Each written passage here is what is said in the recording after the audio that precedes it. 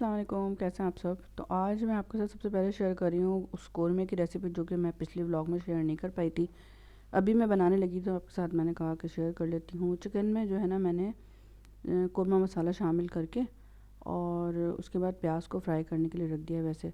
और यहाँ पे दही है वो शामिल कर रही हूँ। अच्छा, 1 किलो में जो है ना वो 1 पाव से थोड़ा सा कम दही शामिल करते हैं, 200 ग्राम, ठीक है। और 1 पैकेट मसाला और जिंजर गार्लिक का जो पेस्ट होता है वो तकरीबन 2 से 3 टेबल स्पून शामिल करना चाहिए ताकि चिकन की या किसी भी गोश्त की स्मेल ना हो।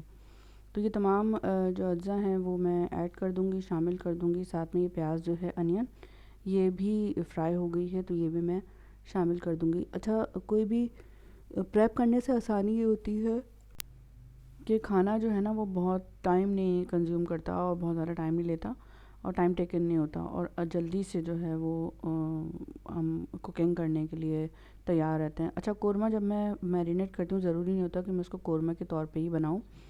उसमें मैं कभी टमाटर शामिल कर देती हूँ, कभी आलू, कभी लौकी, कभी टिंडे, कभी कुछ इस तरह की चीज़ें। और अभी तो मैंने कम मिकदार में बनाया है जितना था, वरना अगर ज़्यादा भी बना रही हूँ तो भी इसी तरह से मैं इसको पैक करके रख देती हूँ।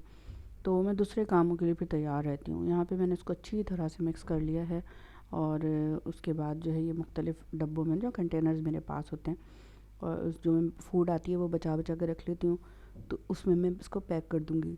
और ये जो इतना बड़ा सा टब देख रहे हैं आप माशाल्लाह से, ये मैंने ख़रीदा है।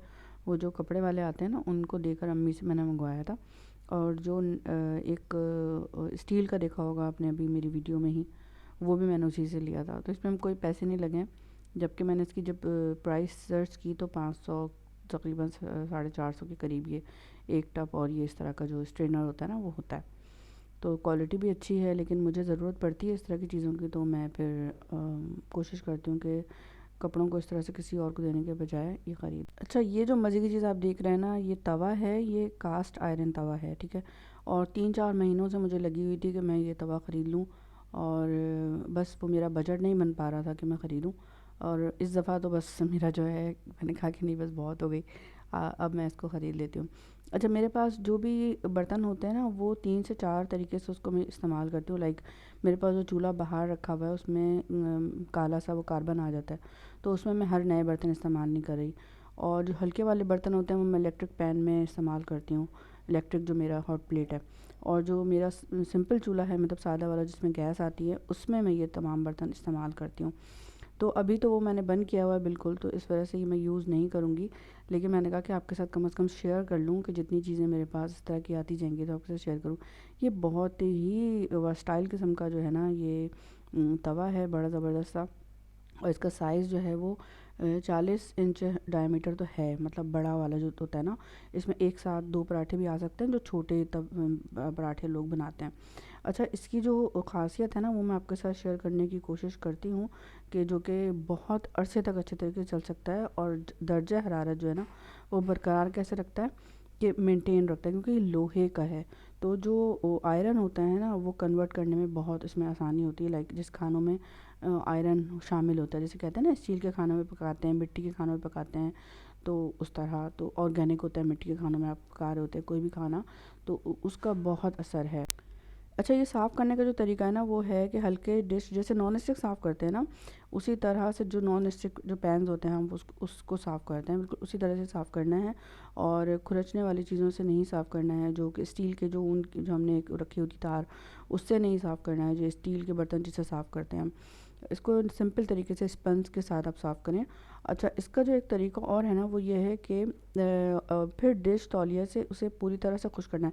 इसको पहले अच्छी तरह से खुश कर लेना है साफ़ करने के बाद, क्योंकि ये आयरन है, मतलब लोहा है, तो लोहा जो है वो ज़ंग जल्दी पकड़ता है। तो उसका यही हल है कि इसको तौलिए से या किसी भी चीज़ से बहुत अच्छी तरह से खुश करें। वैसे तो तमाम बर्तनों का यही होता है, ठीक है।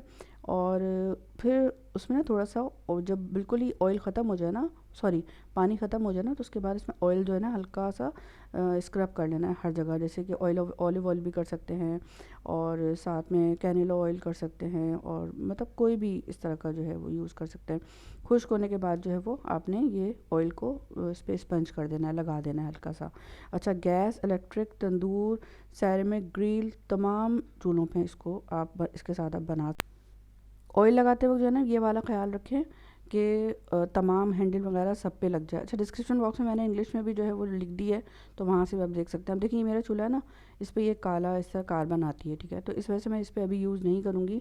मेरा जो तवा है वो बहुत ज़्यादा ख़राब हो गया है, वो रोटी और पराठे जो है ना वो थोड़ा सा काला काला सा उसमें कर देता है, और थोड़ा छोटा भी है। मेरे थोड़े माशाल्लाह से बड़े हैं, उसमें पकाने की आदत हो गई है।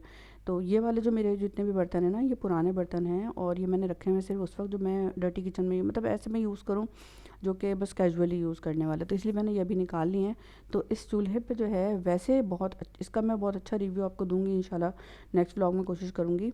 और यहाँ पे जो है बस मैं आपके साथ ये चीज़ें शेयर करना चाहती थी कि मैं इस अपने जो कास्ट आयरन का जो तवा है उसको कैसे यूज़ कर सकते हैं। जब यूज़ करूँगी तो इंशाल्लाह आपके साथ शेयर करूँगी, लेकिन अभी मैं इसको यूज़ नहीं कर रही। और जैसे ही इंशाल्लाह अल्लाह ताला ने चाहा तो फिर मैं यूज़ करूँगी, आपको दिखाऊँगी। और ये वाला जो चूल्हा है, जो मेरा जो सिलेंडर वाला है, इसमें खाना बहुत जल्दी पकता है। मतलब कोई भी बात है, मुझे मज़ा इसलिए आ रहा है इस चूल्हे के साथ कि खाना बहुत जल्दी पकता है, और इसमें बहुत अच्छी सी प्रेशर है आग की, मतलब फ्लेम की, तो मैं इसको एंजॉय करती हूँ अल्हम्दुलिल्लाह माशाल्लाह। चलिए, अपना बहुत ज़्यादा ख्याल रखिएगा, मुझे दुआ में रखिएगा। और मुझे ज़रूर बताइएगा कि आपने जो ये मेरा कास्ट आयरन का तवा देखा वो आपको कैसा लगा, और इसमें रिव्यू मुझे कमेंट बॉक्स में ज़रूर दीजिएगा। उसके अलावा ये है कि मैं डिटेल जितनी भी इस पे जो मौजूद है ना, वो डिस्क्रिप्शन बॉक्स में लगा दे रही हूँ, वो वहाँ से आप देख सकते हैं।